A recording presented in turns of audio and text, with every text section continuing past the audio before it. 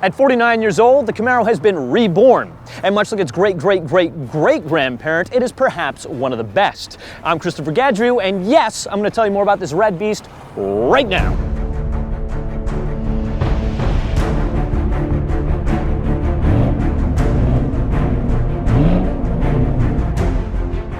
Compared to the 5th gen or previous Camaro, this one is lighter despite the fact its structure is 28% stiffer than the previous generation.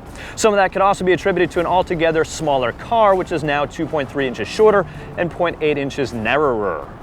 The other part is in large part, yes, I said that twice, thanks to what Chevy says is, quote, 9 million hours of computational time looking for opportunities to make the chassis lighter, end quote. That in mind, the Camaro was built on the same platform as the Cadillac ATS and CTS, and the end result is total less weight that is more than 200 pounds for the V8 and 300 pounds for the V6 compared to the outgoing model.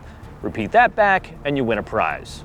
This is just one of the many reasons that this all-American slab of beef can rocket at 60 miles per hour in 4 seconds flat. That and the LT1 engine resting beneath these functional hood vents. It's the same one as found in the Corvette Stingray, a 455 horsepower, 455 pound-feet of torque monster. Now, our car lacked the dual exhaust option, though it still provides endless ear quivering and always satiating rumbles on and off the proverbial line. So do yourself a favor, and if you get the 8-speed automatic, drive it in manual mode all the time. Seriously. And fear not, as it will probably never overheat, as there are three radiators somewhere in here for even the hottest of track days. So if you're considering buying this car, I heavily recommend that you opt for the MRC or magnetic ride control system. Our car lacked it, and at times the suspension, while competent, was softer than what would be expected of a track-worthy car, but it's only an additional $1,600. The other package, which arguably lacks less necessity, is the Brembo 6-piston setup and costs just over $3,000, though it's not clear if they're standard on this SS model. And for those that are wondering, these are 20-inch wheels with all-summer rubber. Now, unfortunately, steering goes from hydraulic, as found in the outgoing generation, to electric, but I never drove the former, so I'm none the wiser. That in mind, the steering didn't feel as tight or as connected as the Corvette, yet driving the Camaro SS is still a wildly satisfying experience, but one that will take adjustment. Largely because of the low roofline, exceptionally small windshield and windows, and a bulging hood that all negatively adds to what I'd call impeded visual acuity. And if that isn't enough, the instrument cluster rises further into view. Conversely, there is a backup camera and HUD, each providing the respective information depending on the direction of travel.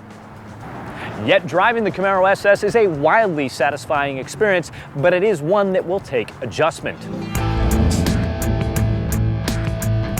Once inside, you'll be shocked at how simple and strikingly clean the interior is. Sure, this dual-tone red is probably best suited for a frat boy, but there are other, more appealing single-tone options. This is the upgraded 8-inch screen that boasts Chevy's MyLink and Apple CarPlay. It will also mirror your device for those without a compatible iOS device, though how that functions, I don't know.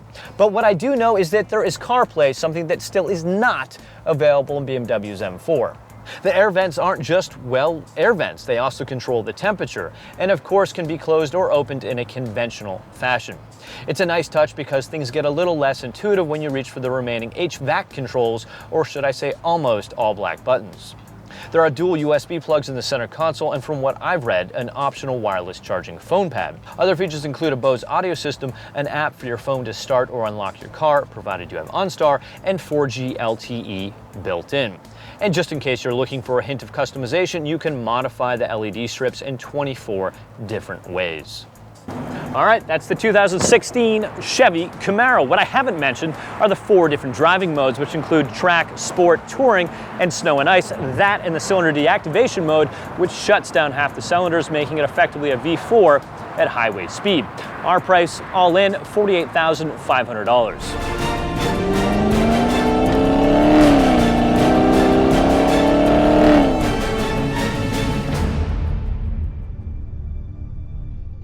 Alright guys, that's it. Please click to subscribe. We desperately need your help and we need your subscription. And leave a comment, let us know how we're doing. As always, thank you for watching. Look at that dog just taking a dump right there.